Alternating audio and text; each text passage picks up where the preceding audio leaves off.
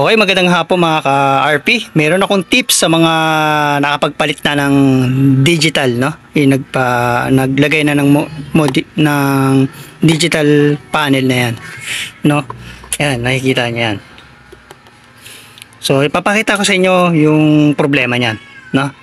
Para please yung mga nagkabit na ng digital, makakakuha kayo ng tips dito na para please alam nyo kung ano yung pwedeng magiging solution kapag na-encounter nyo. Okay? Start natin yung motor ko. Okay, makikita nyo dito kung anong problema. Okay? Start natin. Pansin nyo yung RPM. Lagi siyang parang ganyan siya. Nagre-reset. Yan. Yan.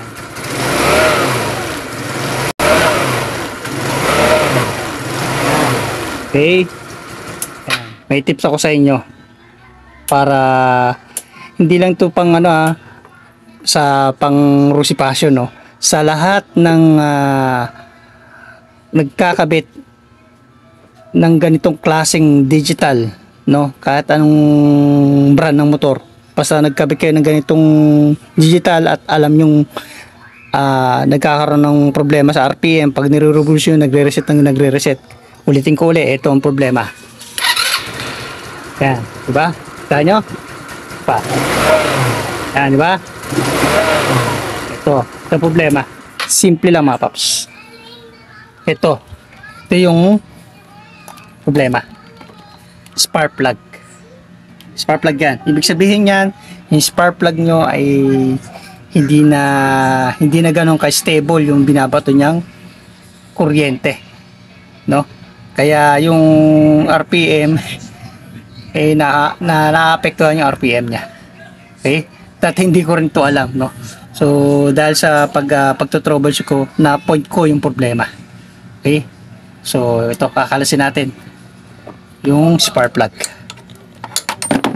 Wait lang mga papsa, isa kakamit ko kasing gumagamit mahawak ng camera, no. Kaya isang kamay lang yung ginagamit ko. Kaya pasensya na sa video kung medyo magalaw, no. Huwag niyo pansinin yung wiring ko kasi nag-aayos kasi ako. Huwag niyo pansinin yan. Focus tayo sa talagang problema. Okay? So yan mga paps. Papalitan natin to. Yan. Yan na. Ayan. Ito yung tinanggal ko. Kakapit natin ito. Ito yung ipapalit ko. Yan. Ito yung tinanggal ko. Ito yung ipapalit ko. Okay pa to. Para natin. Tapos tingnan. Okay. Kasi hindi lang kasi nagkakaproblem dyan. So lahat ng brand nagkakabit ng digital, ganong klaseng digital, alam ko maraming nakaka-encounter niya. Kaya ginawa ko ng video to. Okay, kasi nung una na-encounter ko yan, nako, lahat na tinrobot ko. Ito lang pala ang naging pinaka-problema. Spark plug, no? May epekto pala sa RPM. Kapag ang spark plug mo ay malapit na masira, yan, isa rin yan. Okay. So, testing natin mga paps. Hindi ko na pinutol ang video para apps makita nyo. Start natin. Okay, natin. Diba? Diba, nire-revolution ko. Hindi na siya nagre-reset. So, ayan, nakita nyo naman. Ulitin natin ulit mga paps.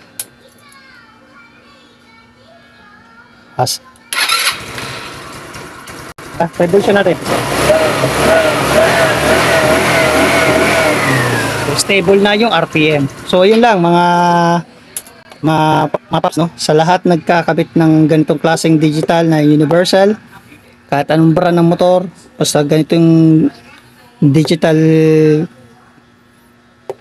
gauge yung pinalit nyo or panel, isa yan. Kapag na-encounter nyo, nagre-reset yung RPM, pag nagre-revolution kayo, ayan, katulad yan, no?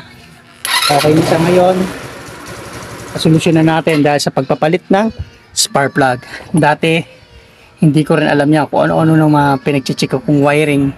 Spark plug lang pala ang problema. So, yun lang mga ka-RP at sana nakatulong sa inyo lalo sa mga nag-convert ng digital panel gauge. Maraming salamat sa panonood. God bless you sa inyo lahat at sana nakatulong tong video na to. Bye-bye. Peace out.